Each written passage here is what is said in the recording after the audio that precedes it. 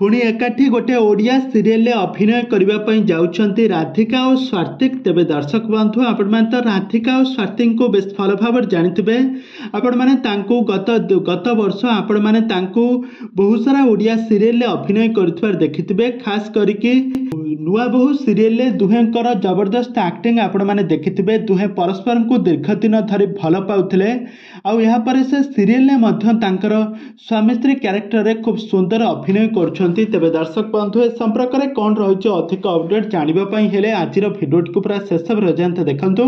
दर्शक बंधु आपण मैंने तो मिताली सरगरिया को बेस भल भाव जानते और जगजीत पाल को आपण मैंने बेस भल भाव जानते किंतु वर्तमान समय दुई को नहीं आसी जाइए गोटे बहुत बड़ा खुशी खबर। गोटे बहुत बड़ा खुशी खबर देइछंती। दीर्घ 5 वर्ष हो नुआ बहु सीरियल टी सरिबा परे से आउ एही सीरियल आउ अभिनय करूनाहांती। दुहे परस्पर ठारू अलगा हो जाइछंती। एही सीरियल तांकर शूटिंग सेट रो दुहे परस्पर को भल पाइथिले। दर्शक माने तांकर जोड़ी को बहुत भल पाउथिले किंतु आज पर्यंत भी से कौनसी भी गोटे भी सीरियल एकाठी अभिनय करनाहांती।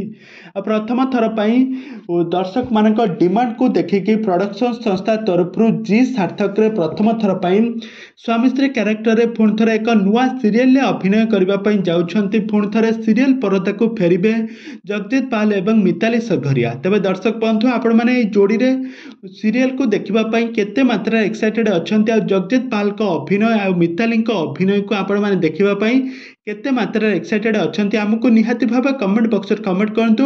आगो को एभली हॉलीवुड संबंधित बा सीरियल दुनिया विषय में अधिक खबर जानिबा पई हेले आपण माने आम चैनल को सब्सक्राइब करी पाखर थवा बेल आइकन को दबाई दियंतु।